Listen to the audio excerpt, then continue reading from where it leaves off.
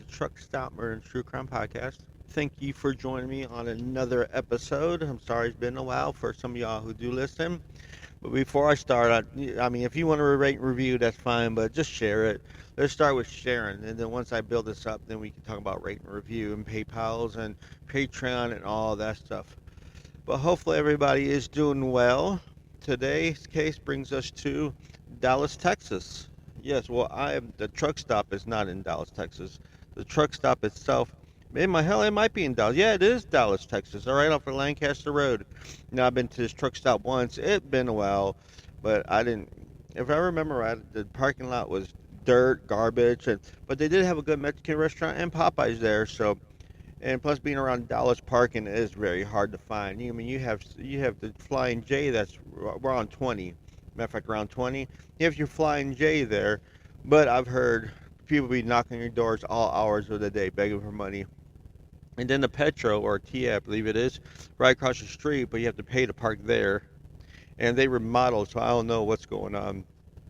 And there's a Quick Trip which costs $20 to park anywhere you park, and a Pilot right across the place where this is at. And this is no different. $15 to park at this Exxon. It is on I-20 exit 470. I'm 1.3 miles away from it actually, delivering in Lancaster. That's why I didn't think, because I'm in Lancaster, not Dallas, but the truck stop is in Dallas. The address of this truck stop is 8181 South Lancaster Road, Dallas, Texas. 75241. Hopefully my reefer unit stays on. I'm picking up a load and I'm driving all over Texas, Dallas area, whatnot. And this place has 49 reviews, so not many reviews, but 2.5 star rating. And I'll get to why. It has no everything's paid. $15 a park, I believe. That's pretty much it. They do have some showers, but I'm not for sure. I wouldn't use a shower at these places. I really doubt they sanitize the place very well at all. So if you're traveling through 20 and you want to stop here for tacos or Popeye's chicken, I believe that's what is in there. You have the Exxon food, which is regular bullshit truck stop food, the Circle K, Chevron, and like I said, no, these are not. These are not close by. This is a distance. No, he has the Popeye's chicken and a little Mexican restaurant. Usually, when you put like nearby foods, it comes up, but for some reason, it's not showing me this on all this information on Trucker's Path. So, but yeah, they have a Popeye's chicken and a little Mexican restaurant. If you like them street tacos, that's where you get them from. I mean, they have a right across the highway. If you don't want to go there, you go to Pilot, which has more of an option for food. But I'm gonna wait till I'll be back in this area pretty sure. So I'm gonna wait until I come back here to even talk about that Pilot, which I have stopped at quite a bit. So let's see what drivers think about this place. The first driver, Flatline, that's his name. This place is kind of a joktu. Joktu, Joketo. Let me repeat that again. Joketo. Joktu. Be honest, the lot is small and it's one way in and out, which there is. It's really hard to get. If there's a truck coming in, it's hard to try because there's this narrow entrance. That's my little input. The inside has all the stuff you would expect a typical truck stop to have. They have a Mexican to-go restaurant side, and the stuff is. Uh, I tried to be politically. I mean, it's just hard. Some of these are hard. I tried to politically get someone's attention, politely to get someone's attention. I don't know why I said it was spelled right. Let me read this over again, because I'm not making no sense here. This place is kind of a joke too. That's what threw me off. Be honest, the lot is small and it's one way in and out, which can make it really hard to get back out. The inside has all the stuff you would expect a typical truck stop to have. They have Mexican to go, in parentheses, restaurant side, and the staff is, eh. I try to be politely get someone's attention to get my scale ticket, and she ignored me on purpose because she was stocking cigarettes. I would honestly just avoid this place. And it has a picture of it. The sign on the way, it says $8 a day to park, but it's actually $10 a day. Other people say it's $15 to park, but if you want to drop your trailer, it's 20. One guy, okay, 1-star review, ghetto truck stop. Well, okay, that was a 2-star review. Let's talk about a 3-star review. Here it says from Barry G 742 states, sign says free parking, but you have to buy fuel or it's $15. You see? Is there any? Let's look for a. There's a 5-star review right there from Boomer. Nice little spot. But being where you're at, yeah, it is a decent spot. Being around Dallas area and how parking is and everything, yeah, it's a decent spot. I mean, if you're looking for a spot to just do a 10-hour break, yeah, this is definitely the place to be. Now let's go with some 1-star reviews. You ready? One person just says ghetto truck stop. 1-star review. That was 14 days ago. Another 1-star review. Someone got their spare tires stolen off their trailer, chains cut. Yeah, this is not a good area to be in. As a matter of fact, when I was at the TA, not too far from here, I saw this girl walk underneath the bridge because there's a lot of people that live on the bridge there.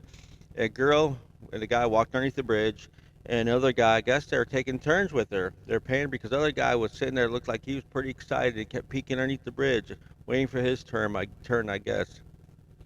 Here you go, one more star review. No, I'm gonna go a few more. Place is trash. Billboard says 24 hours free parking, but within 15 parking, security guard beats on your door, tells you need to pay $15. I think I've been a while since I did it. I think there is signs saying you have to pay to park. It's not just big signs that says free parking. If it does, they have a smaller letter with purchase of fuel and whatnot. Not product, but fuel. Anonymous user says all okay. Food, beer, they have beer. Have to pay parking. That's fine if you are in this area. But Verizon is slow. Only one bar, almost no internet for videos in all apps. So this guy, let's look at this. This guy gave the truck stop. He says it's a good place. Don't mind paying for it. But because the place has no Verizon signal, he's giving it 1 star. He's really rating his cell phone service on this truck stop review. Okay, whatever. This is why I do this. All these crybaby truck drivers. I can't watch my porn, but you can't watch porn in Texas anymore. How do I know? I'll stop.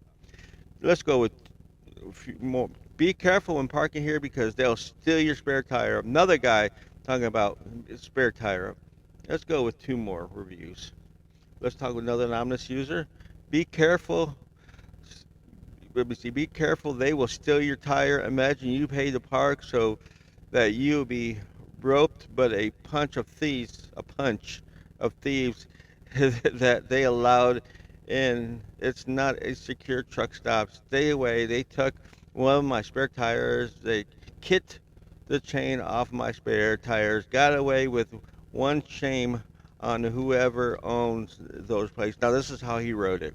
With the punch, there all these thieves just punching everybody. Yeah, I wouldn't want to go there, go park, and somebody just starts punching me for my spare tire. That's no fun. One more, John Wick. Let's see what John Wick has to say. He should be taking care of all them people who's punching people for their spare tires. Where you at, John? Help these people out. Do you so much use tires to let me try to read this. Do you so much use tires to steal it from a truck? Mike always in Dallas and Houston's are the same. Plex like this, they steal everything that they can. Just guess from where they came from. The entire state, us, raisin rats, raisin like the fruit raisin rats. They don't do anything about, and rats keep coming and covering the entire state. Just look what the truck stop looks like. They steal the spare tires, 2 tires like nothing with chains and locks. Okay, hopefully, luckily John Wick could kick somebody's ass because he definitely cannot leave a review or talk or type. He must have been very angry when he did this. So, without further ado, let's talk about the case we're going to talk to. We're going to talk about a police officer. So she could have been coming here protecting all these people from getting their spare tires stolen instead of going to this man's house and shooting him thinking it was her own house or apartment. We are talking about the murder of Botham Jean. So, on September 6, 2018, Botham Jean and Amber Geiger will cross paths that day. They both lived in the South Side Flats, a four-story apartment complex located at the corner of Saltamar Street and Powhatan Street, 2 blocks northwest of the headquarters of the Dallas Police Department. So yes, Amber was a police officer, for which Geiger worked as a patrol officer in the Cedars District in South Dallas. So she's right here in South Dallas. She could have went and helped all them people, prevent them from stealing the tires, the spare tires. The floor plans. Let me go back to that for a second. A lot of these tires are super singles. How did nobody not see these guys rolling them out of the place? Maybe I won't be going there no more. But yeah, they both lived at the same place. Geiger worked as a police officer in the Cedars District in South Dallas. The floor plans for each level of the building are mostly identical. Geiger's apartment on the third floor, number 1378, in which he had lived for approximately 2 months by the time of all this happened, was located directly below Jean's apartment on the fourth floor of his number was 1478, which they're big numbers on the sign. I can't see how she didn't miss that. She claimed to be tired. But yeah, on September 6, 2018, Geiger left work at 9:30 p.m. at the end of her 13 and a half hour shift, which is long, but it's not that long. She drove to the apartment complex, parked her vehicle in the parking garage on the fourth floor at 9:16 p.m. At this time, she was speaking over the phone with her partner, who had telephoned her during the journey home. In a conversation which lasted about 9 until about 9:55, still armed with her handgun but no longer wearing body camera, Geiger walked into Jean's apartment, surprised, believing that it was her own. She thought it was her own apartment, and failed to notice any signs that she was on the wrong floor, including a distinctive red doormat outside the apartment. Which I've seen this, it is bright. You cannot miss this. Attempting to lock the door, she noticed it was ajar. She entered the apartment and found Jean, who was sitting in the living room eating ice cream, watching basketball, I believe, unarmed. Geiger fired the handgun twice at Jean like a double squeeze, Jean striking him in the chest. She would later testify that she believed him to be an intruder and that she feared for her, that he would kill her. Geiger telephoned 911 at 9:59. Jean was taken to the nearby hospital where he died from his wounds. Of course, the Dallas Police Department handed over to Texas Rangers right away. So the Texas Rangers was investigating the shooting, which led to Geiger being arrested 3 days later. But she was on paid administrative leave, which caused a lot of issues. And plus, she was only being charged with manslaughter at the time. So a lot of people was protesting this. And September 24th, 2018, she was fired from the department with no pay this time. So who is this man who was shot just chilling in his house, watching basketball? Yeah, Botham Jean, a 26-year-old black man, was a Harding University alumni and accountant for PwC. Jean was born in St. Lucia, and everybody says he was an amazing person. No one said anything bad about him. Following the shooting, an attorney representing Jean's family accused the Dallas Police Department of attempting to smear Jean's reputation by publicizing a police affidavit showing that the police seized 10.4 grams of marijuana from Jean's apartment. The lawyer also disputed the account of the incident that Geiger told officials, which was recorded in the arrest warrant affidavit, which asserted that two independent witnesses had came forward to give accounts that conflicted with Geiger's account. Attorney for Jean's family asserted the witnesses claimed to have heard knocking on the door to Jean's apartment and that they had heard a woman's voice saying, "Let me in, let me in." But unfortunately, the only people who know exactly what happened is Amber, Geiger, and Botham Jean. Which let's talk about Amber. Amber Renee Geiger was born August 9th, 1988. At the time of the shooting, she was 30. She had been on the Dallas Police Force for about 5 years, so she knew her job. She knew that she should have give warning first, but a lot of people at the Castle Law, they said that she had the right to defend herself. But I've seen pictures of the apartment, and there is a counter between them. She could have pulled her gun out and did some warnings, which she said she did, but she must have been pretty fast about it. Yeah, so the trial on November 30th, 2018, Geiger was indicted for murder charges. Yep, she was no manslaughter. She was indicted on murder charges by a Dallas County grand jury on September 22nd, 2019, the day before the trial began. Dallas County District Attorney, who actually it was manslaughter. She was indicted on murder, but they can still look at manslaughter. It started off with manslaughter, but moved up to murder. John, and I'm going to say his name wrong, Creuzot, Creuzot, took part in an interview regarding the trial in spite of a gag order issued by Judge Tammy Kemp in January of that year after questioning jurors who reported that they had not seen the interview or other media coverages of the trial. Kemp denied the defense motion for a mistrial and disquieted the jury. Manslaughter charges would have been merely required proof of recklessness, while murder charges require proof that the defendant intended to kill. The prosecutors alleged criminal intent for two reasons. Firstly, they said her arrival at the wrong apartment on the wrong floor was not caused by tiredness, but rather caused by con- conversation she had immediately prior with her lover. Yep, her lover, trying to arrange a meeting that night. And so she was too tired to know where she was at, but she could meet up with somebody. And secondly, that she did not follow standard police protocol of not entering a building with a protocol burglar inside and instead of calling for backup from the police station, which was only 2 blocks away. So she could have definitely called for help instead of entering it. On October 1st, 2019, Geiger was found guilty of murder. Yep, the jury deliberated for 6 hours to reach the verdict of murder. The juries also considered a lesser charge of manslaughter. She was the first Dallas police officer to be convicted of murder since 1973 murder of Santos Rodriguez, which I might cover that. See, and then I could be talking about the pilot now. On October 2nd, 2019, Geiger was sentenced. This is what I think is crazy. It was murder, and I'm surprised people didn't lose their mind, but the family was okay with it. Geiger was sentenced to 10 years in prison after the jury deliberated for an hour. During the sentence hearing, there's my reefer go on.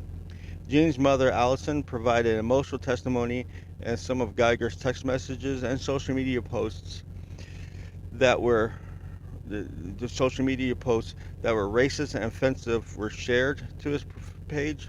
Jean's younger brother, Brandon, forgave and actually, I'm surprised they let this happen, hugged Geiger during her sentences. So he went and hugged her. Jean's father, Bertram, also stated that he forgave Geiger but had wanted a stiffer sentence.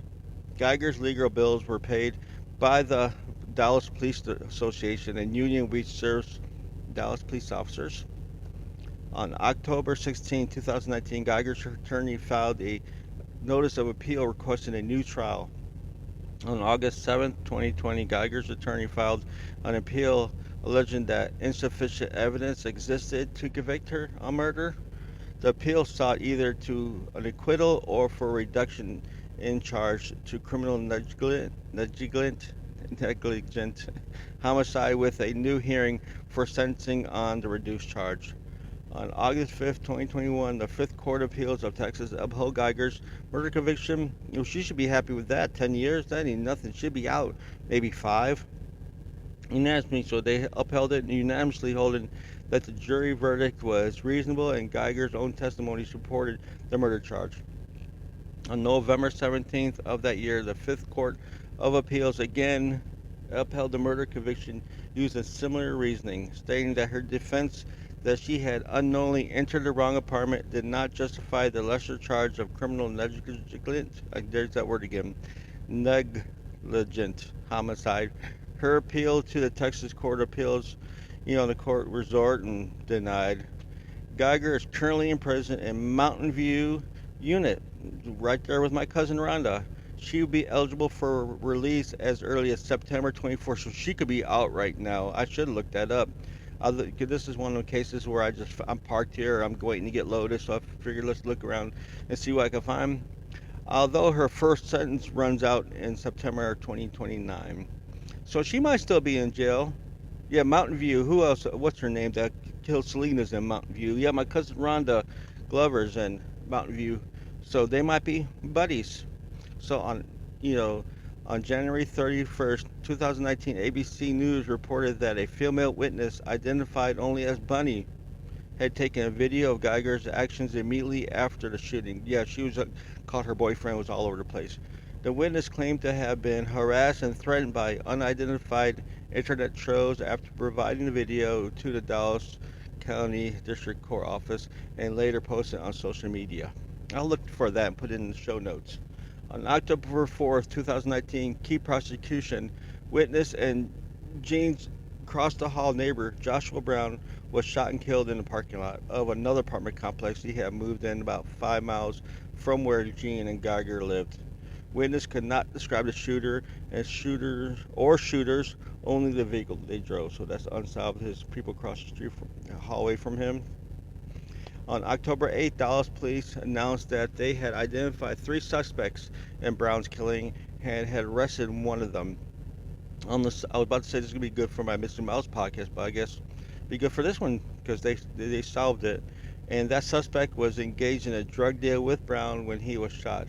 A search of Brown's apartment yielded 12 pounds of marijuana, not no dime bag, 12 pounds of weed, 5.04 ounces of THC cartridges, and 4,000 in cash. However, after question people was questioned by the police, claims that the three men had traveled 300 miles from Alexandria, Louisiana to purchase drugs from Brown.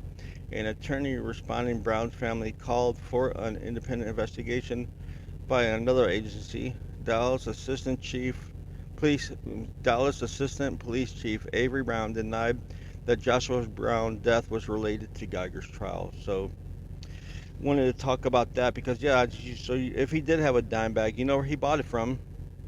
So the memorial.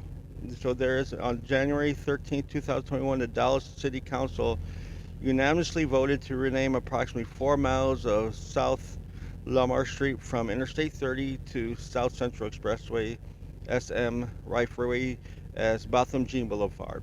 The street passes Jean's former apartment and Dallas Police Headquarters.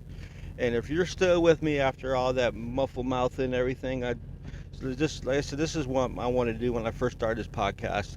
Is kind of wherever I'm at, just try to find a case and do it, off my head. And this is what you get. I'm gonna try to get a lot better on this. I'm trying to, figure out my time frame because I do work a full-time job, truck driving, and I work 7 days a week and 11 hours a day usually. So 11 to 14 hours a day. So it's hard to find time to research and everything like that. So I do my best. And if you did like it, thank you. Rate, review anywhere you listen to. Also, don't forget, next year in Boston, Massachusetts, links will be in the show notes. The 2025 True Crime and Paranormal Podcast Festival. I've been there to the last 3 times. I've been in Dallas, Austin, and Denver, and it's always a blast. There's a bunch of people, victim advocacies there, a lot of podcasts. You get to meet everybody. It's a one-on-one. So you go check that out. A bunch of live shows, panels, and everything. I don't know if I'm going to do one. In the last 2 years, I've done a panel. I'm not for sure if I'm going to do one. I know last year in Denver, I did one with Nina Instead with the Already Gone podcast. She mentioned something about she was going to do one and have me on it, but we'll see. I think she gave me no reason to lie. But yep, all show notes, everything, links will be in the show notes. And thank you for listening. But mainly, just go ahead and share. And as I always say, keep in mind, I'm a truck driver first, podcast second. But, and I like to end this off with, you can't fix stupid, but you can sure numb it with a 2x4. I'm out of here.